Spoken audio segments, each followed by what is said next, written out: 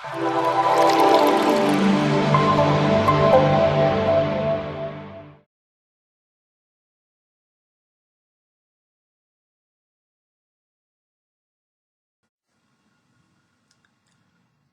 Clause पर एतराज क्यों? हम ये वीडियो 2020 में रिकॉर्ड कर रहे हैं। इत्तफाकन 2020 की इस्तिलाह तिब्बो सेहत के हवाले से किसी की बहुत ही अच्छी बीनाई या देखने की कुव्वत के लिए भी इस्तेमाल होती है। यानी अगर किसी की नज़र बहुत अच्छी है और उसे अपनी आंखों से बिल्कुल साफ और सही दिखाई देता है तो ऐसे शख्स की बीनाई गोया के 20/20 या 20/20 कही जाती है। तो इसी तनाज़र में हम उम्मीद रखते हैं कि ये वीडियो देखने के बाद अगर किसी को सेंटा क्लॉज के किरदार को अब तक सही तरीके से देखने और समझने में कोई दिक्कत पेश आ रही थी तो अब वो उसे 20/20 की बिनाई से बेहतर तौर पर देख सकेगा और समझ सकेगा। हमारी ये वीडियो क्रिसमस के हवाले से मसीहियत को इसके वसी तर सियाक़-ओ-सबाक़ में देखने में भी मददगार साबित होगी, क्योंकि मसीहियत आखिर कोई रवायती मजहब तो है नहीं, बल्कि ये तो नाम है इंसान का खुदावंद के साथ एक निजी और इनफरादी ताल्लुक और रिश्ते का। इसके अलावा मसीहियत नाम है उन तमाम एहसानात का जो उसने साइंसी, सकाफती, तहजीबी हवालों से सारी दुनिया पर किए हैं और सारी दुनिया इन्हीं की मरहून मिन्नत है।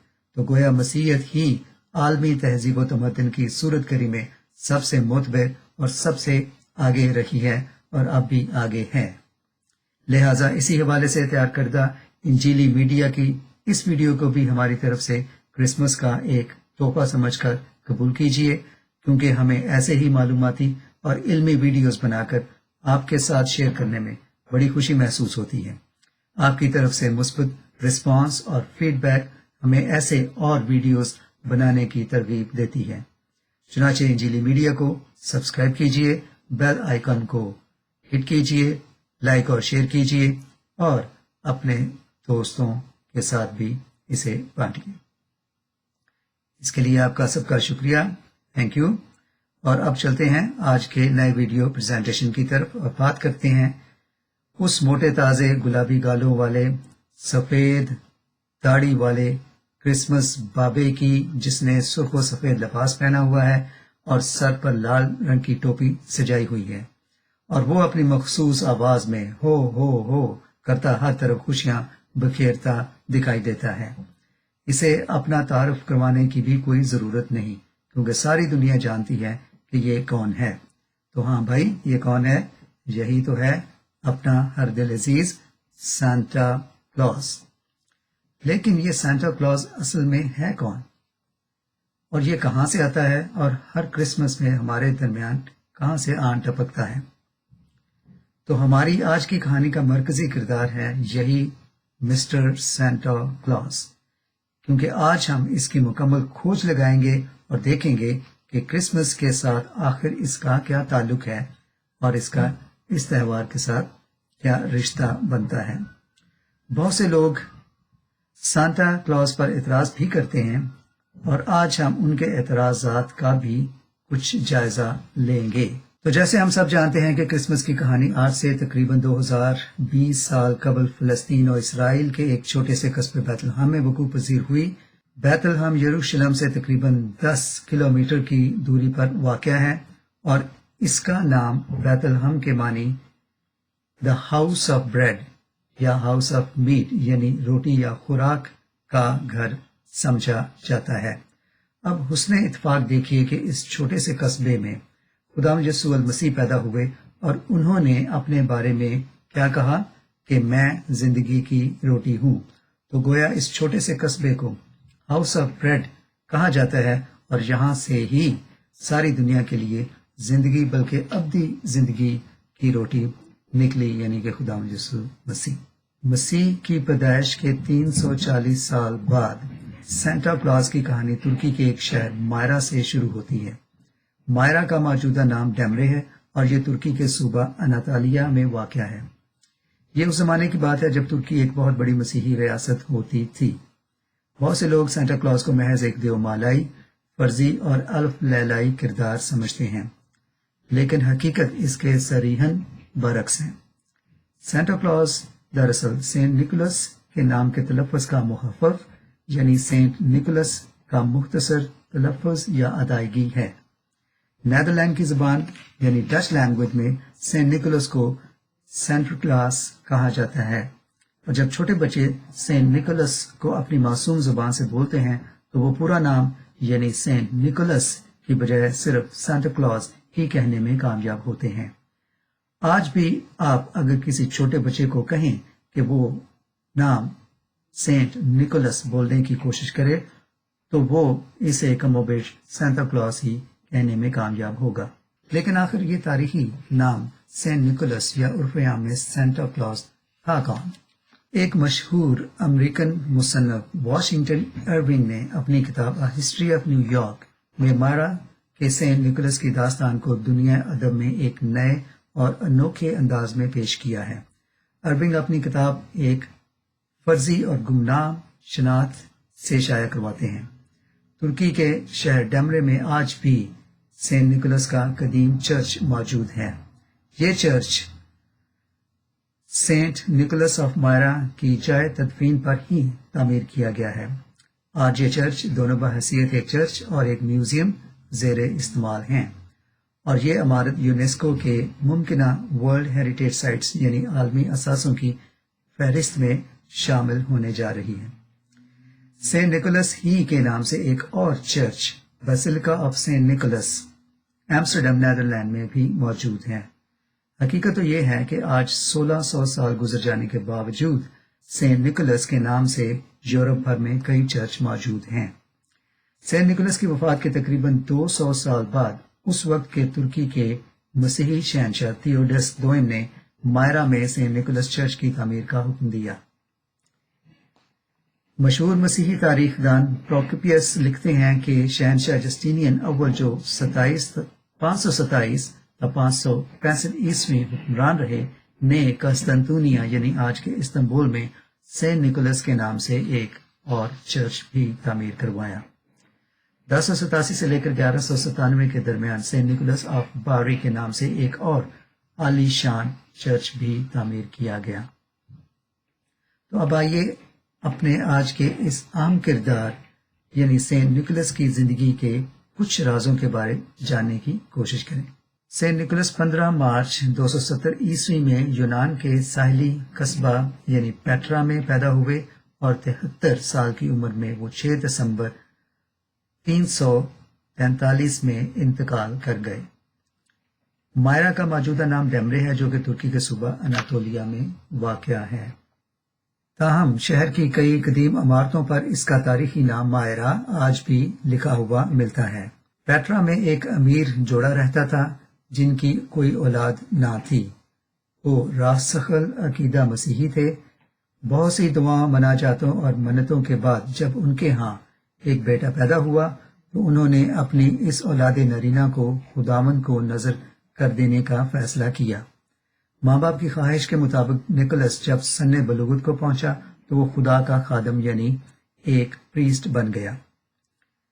بعد میں یہی نوجوان سینٹ نکولس مائرا شہر کے بشپ بھی بنے، اور موت کے کئی سال بعد کیتھولک چرچ نے انہیں کینونائز کرتے ہوئے سینٹ کا درجہ عطا کر دیا۔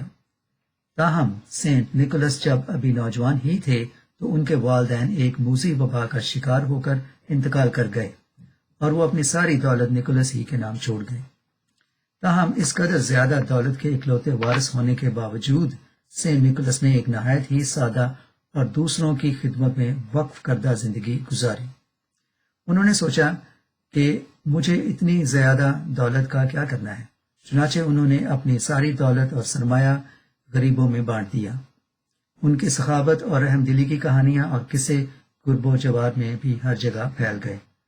ان کی اسی روش کی بنا پر کچھ لوگ انہیں تحفہ دینے والا اور کچھ ایک کراماتی ولی کہنے لگے۔ ان کی زندگی کی ایک ایسی ہی کہانی کچھ یوں ہے۔ ایک بار بشپ نکولس کو معلوم ہوا کہ ان کے پیرش میں ایک غریب آدمی ہے جس کی 3 بیٹیاں ہیں۔ یہ آدمی کسی ساہوکار کا مقروض ہے اور قرض واپس کرنے کی بالکل پوزیشن میں نہیں ہے۔ اس سنگ دل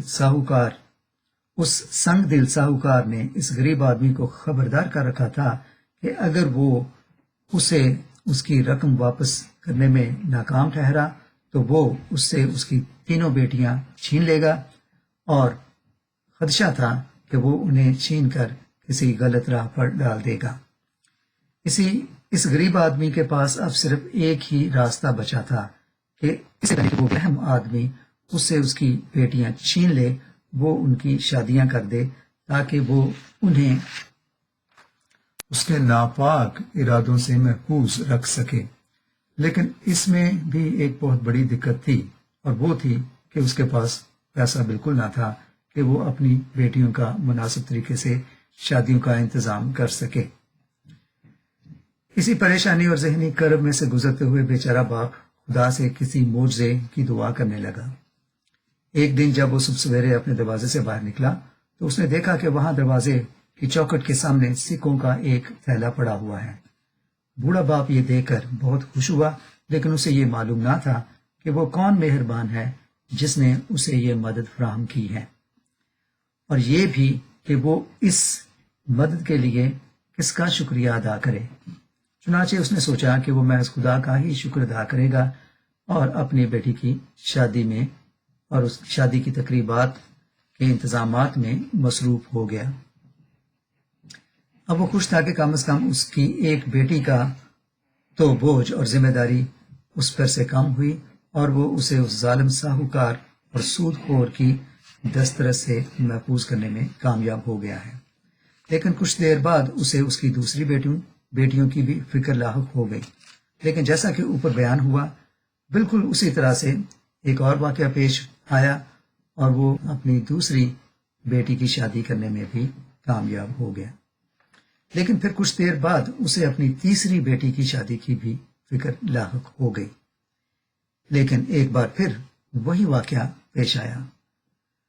اس نے کسی کو اس کے دروازے پر سونے کے سکوں کا بھرا ایک تھیلے کو رکھتے ہوئے سنا، لیکن اس بار وہ ان سکوں کو وہاں سے لینے کی بجائے اپنے اس اجنبی مہربان کے پیچھے گیا، لیکن وہ اجنبی اس کی پہنچ سے دور ہوتا چلا گیا۔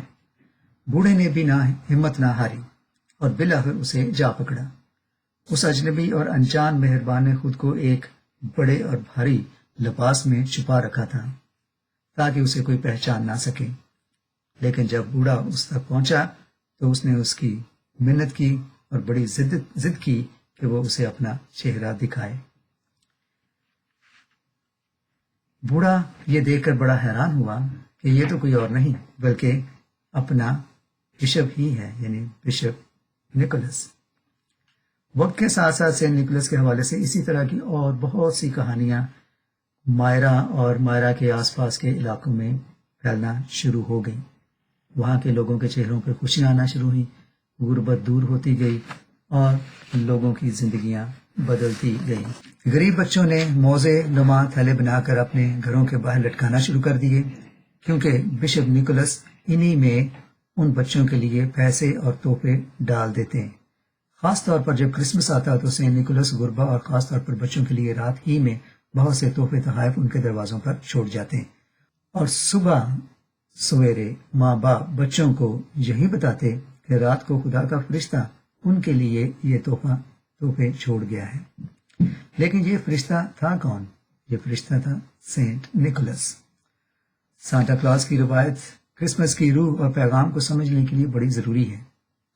تحفے دینا اور تحفے لینا کرسمس کی روح رواں ہے، اور اس کا کرسمس کی اصل اسپرٹ یعنی کہ گیونگ کے ساتھ گہرا تعلق ہے۔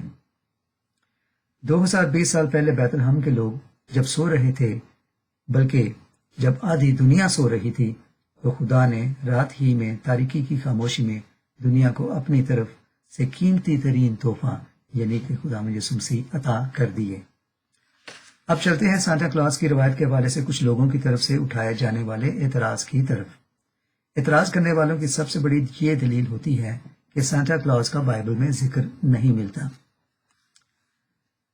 تو بھائی ہمارے ہاں بے شمار رسوم و روایات ایسی ہیں، یعنی خاص طور پہ شادی بیاہ کی ایسی رسم و رواج موجود ہیں جن کا بائبل میں قطعاً کوئی ذکر نہیں ملتا، لیکن ہم پھر بھی انہیں مناتے ہیں۔ خاص طور پہ یہ روایات کا اوریجن تو ہندوستان کے کلچر کے ساتھ تعلق رکھتا ہے، لیکن پھر بھی تمام مسیحی ان روایات کو بڑی خوشی سے مناتے ہیں جن کا بائبل میں تو کوئی ذکر نہیں ملتا۔ سانتا کلاus کا بائبل میں نہ ہونا ایک عجیب اعتراض ہے۔ سانتا کلاus کی روایت بائبل کے آخری کتاب کے لکھے جانے کے تقریباً 200 سال بعد شروع ہوئی۔ سینٹ نکولس کی وفات 6 دسمبر 347 میں 73 سال کی عمر میں واقع ہوئی، لیکن سینٹ نکولس کو آج کروڑوں لوگ سانتا کلاus کے نام سے ہی جانتے ہیں۔ تاہم سینٹ نکولس سے جڑی ہوئی روایات میں سانتا کلاus اور اس کے سفید اور سرخ لباس اور کھلونوں اور تحفوں سے بھرا تھیلا اور رینڈیئر اور دیگر چیزیں اس کے ساتھ آہستہ آہستہ شامل ہوتی چلی گئیں۔ اور چونکہ وقت کے ساتھ ساتھ کمرشلزم بڑھتا گیا اور سانتا کے ساتھ کچھ مزید لوازمات کا بھی اضافہ ہوتا چلا گیا۔ بعد میں یہ خوبصورت کہانی جب فلم بنانے والوں کے ہاتھ لگی تو انہوں نے اس میں مزید بچوں کی دلچسپی کے پہلوؤں کا اضافہ کر دیا اور اس میں پریوں اور داستانی عناصر کا اضافہ کرتے چلے گئے، اور لوگوں نے یہ سب دیکھ کر اس پر اعتراض کرنا شروع کر دیا کہ ایسا تو کچھ بھی بائبل میں نہیں ہے، اس لیے ہمیں اس روایت کی حوصلہ شکنی بلکہ مخالفت کرنی چاہیے۔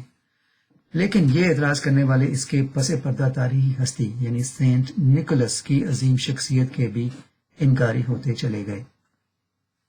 ہم محض اس بات کی بنا پر کہ کرسمس اور سانتا کے حوالے سے بہت زیادہ کمرشل پہلو سامنے آ گئے ہیں تو سینٹ نکولس اور ان کی فراخ دلی اور غریبوں اور محتاجوں کے لیے ان کے رحم اور محبت کے جذبات کی کہانیوں کو تو یکسر جھٹلایا نہیں جا سکتا۔ تو محض آج کے کاروباری معاشرتی انداز کو دیکھ کر ہم سانتا کلاus کے پیچھے چھپی ہوئی سینٹ نکولس کی حقیقی کہانی کو تو ٹھکرا نہیں سکتے۔ اب واپس اپنی ابتدائی دلیل کی طرف چلتے ہیں کہ مسیحیت تو محض مذہب نہیں بلکہ یہ خدا کے ساتھ ایک ذاتی اور نجی رشتہ ہے، اور یہ کہ مسیحیت نام ہے ایک تہذیب کا، اور ایسی تہذیب جو پوری دنیا پر چھائی رہی اور چھائی ہے۔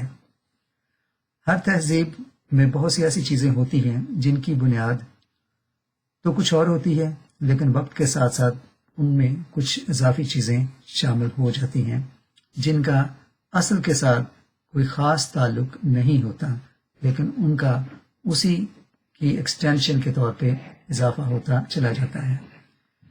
کرسمس بذات خود خدا کے انسانی روپ میں بیت الحم میں پیدا ہونے کے اس شاندار واقعے کی طرف اشارہ کرتا ہے جو ہمیں خدا یسوع مسیح کی صورت میں ایک تحفے کے طور پر خدا کی طرف سے ملا۔